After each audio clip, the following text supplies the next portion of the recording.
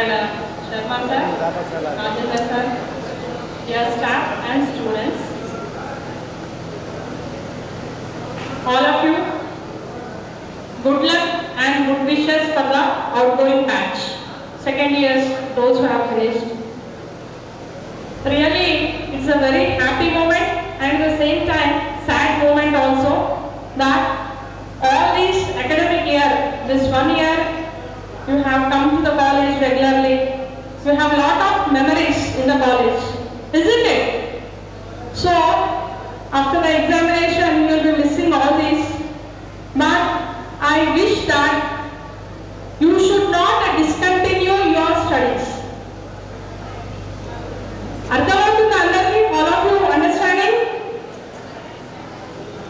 And the language should not become a barrier for your success. అమ్మ వినండి, నేను ఎక్కువ టైం తీసుకోను. భాష, language plays a very important and crucial role in our life. If you go outside into the society, English is an international language. It's a window of the world. It's a platform. It is a base to express yourself, to explore yourself. Unless and until you have the knowledge in English, it is very difficult to succeed in your lives. So that is the reason previously also so many times I have told you, language should not become a barrier for your success. మీకు ఒక అడ్డుగోడలాగా భాష ఎప్పటికీ మారదు. కాబట్టి మీరు భాష మీద పట్టు సాధించాలి. You have to gain control over the language. You have to learn 3 languages. Your regional language, Telugu, or Muslim people, Hindi, and English and Hindi. These 3 languages you must learn. And one more thing, when coming to this paramedical courses, MPHW and MLT, lot of students after completing this MPHW and MLT, they are joining towards the hospital sector. They are earning some 5,000 or 6,000 and they are discontinuing the education. We should not discontinue your education. We should have a strong determination, have a strong goal, a lifetime goal and a long-term goal. There are 2 types of goals in your life, short-term goals and long-term goals. Short-term goal అంటే తక్కువ వ్యవధితో కూడిన ఒక goal. అదేంటంటే మీరు ఇప్పుడు MPHW finish అయిన తర్వాత ఒక చిన్న జాబ్ చేసుకుంటూ తల్లిదండ్రుల మీద ఆధారపడకుండా మీరు నిర్ణయించుకున్న పెద్ద గోల్ ఏదైతే ఉందో, అర్థమవుతుందా?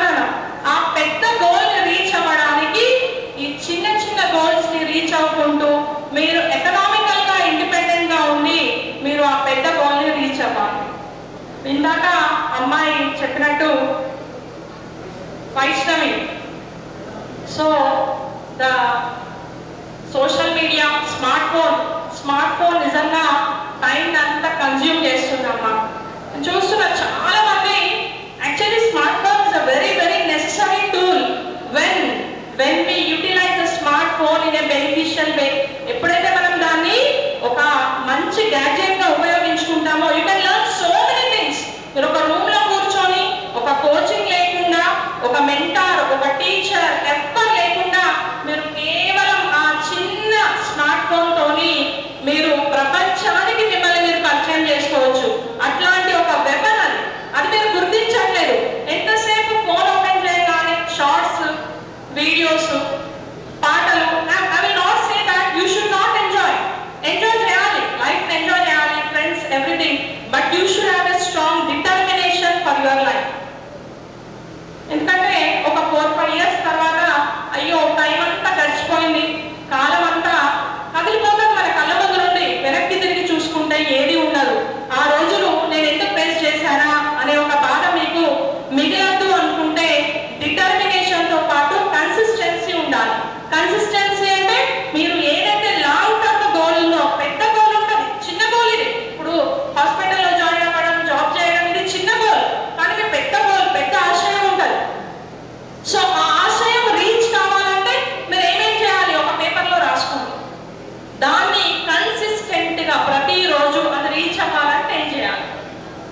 మీరు రోజు చేయకుండా నేను పెద్ద ఆఫీసర్ని కావాలి అని ఎప్పుడో ఒకసారి గుర్తొచ్చినప్పుడు పుస్తకం బట్టి చేస్తే కాదు. కాబట్టి పెద్ద పెద్ద ఆశయాలు కలిగి ఉండండి, లైఫ్లో గొప్ప స్టేజ్కి రండి ఆడపిల్లలు. అండ్ ఇంకొకటి, మోస్ట్ ఆఫ్ ద టైమ్స్ అమ్మాయిల మీదనే ఎక్కువ ఫోకస్ చేస్తుంటారు. బట్ అమ్మాయిలకు ఎంత ఇంపార్టెంటో లైఫ్ అబ్బాయిలకు కూడా అంతే ఇంపార్టెంట్. Isn't it? అమ్మాయిలు రేపు ఏం జాబ్ చేసినా చేయకపోయినా పెళ్లి చేసుకొని వెళ్ళిపోతారు.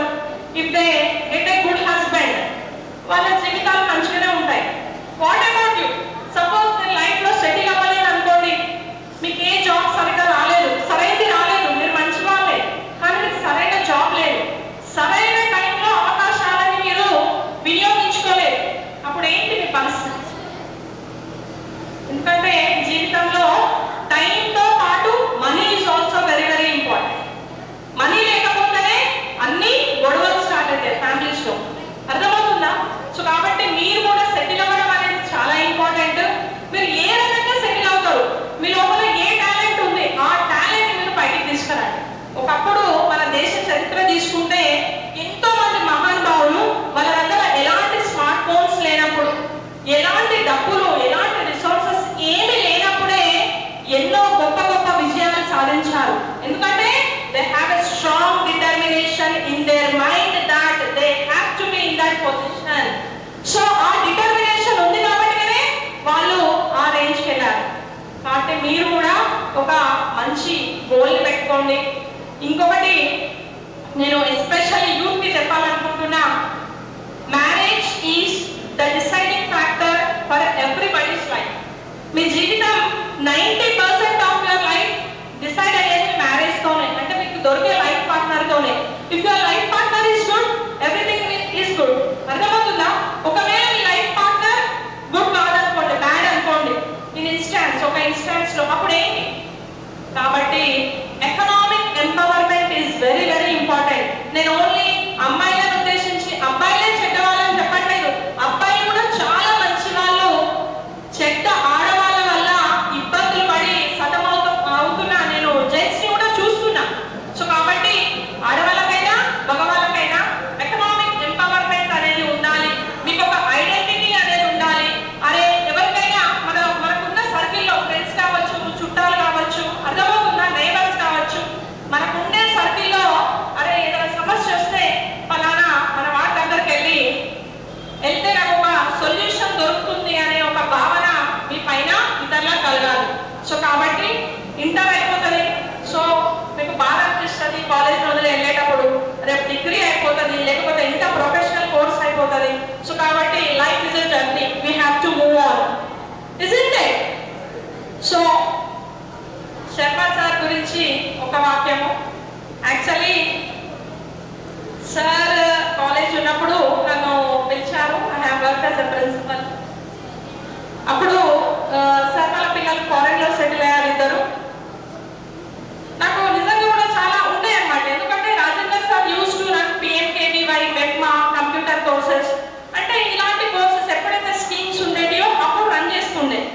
నాకు అనిపించింది అంటే డిస్టెన్స్ ఈ విధంగా కాకుండా కంటిన్యూస్ ఎడ్యుకేషన్ అండ్ లెర్నింగ్ ఇస్తే బాగుంటుంది ఒక రూరల్ యూత్కి ఎస్పెషల్లీ. ఎందుకంటే గ్రామీణ ప్రాంతాలలో ఉండే విద్యార్థినులను తల్లిదండ్రులు లక్షలు పెట్టి కార్పొరేట్ వ్యవస్థకు పంపించలేరు కాబట్టి